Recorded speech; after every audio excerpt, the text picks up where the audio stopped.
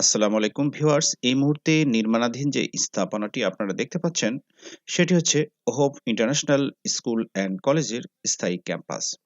প্রতিষ্ঠানটির লোকেশন গাইবান্ধা জেলার পলাশবাড়ী উপজেলার ঘোড়াঘাট ব্রিজ সংলগ্ন আমবাগান করতোপাড়া মৌজা।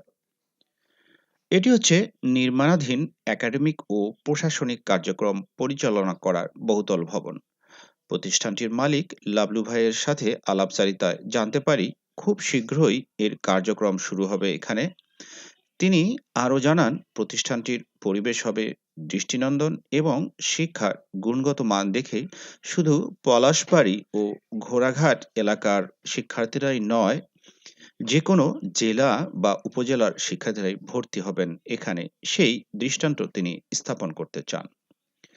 বর্তমানে পুরাতন ক্যাম্পাস পলাশবাড়ীতে এর কার্যক্রম পরিচালিত হচ্ছে। তিনি আশা প্রকাশ করেন চূড়ান্ত মূল্যায়ন এই নির্মাণাধীন নতুন ভবনেই তিনি নিতে চান।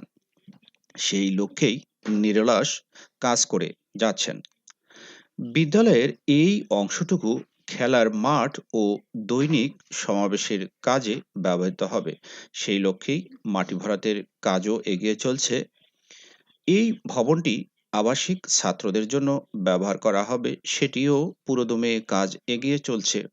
ভবনটি ৪ তলা পর্যন্ত ঊর্ধ্বমুখী সম্প্রসারণ করা হবে।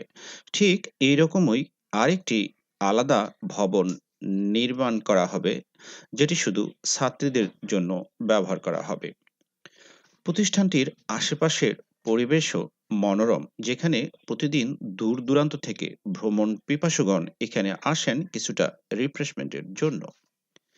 যে স্থানটিতে দাঁড়িয়ে আছি, এখানে সিঁড়ি নির্মিত হচ্ছে, আর এই সিঁড়ি বেয়েই প্রতিষ্ঠানটিতে প্রবেশ করা যাবে।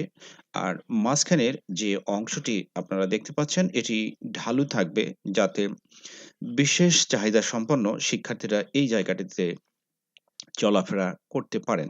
ঠিক এখানেই আরেকটি সিঁড়ি নির্মাণ করা হবে, অর্থাৎ দুপাশে দুটি সিঁড়ি থাকবে, মাঝখানের অংশটি ঢালু থাকবে।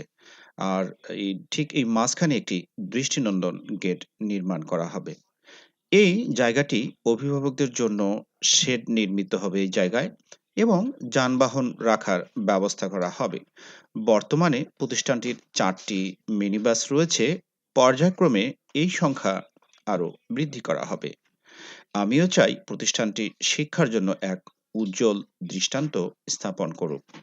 তো সবাই ভালো থাকবেন, সুস্থ থাকবেন, এই কামনায় শেষ করছি আজকের মতো ভিডিও। আল্লাহ হাফেজ।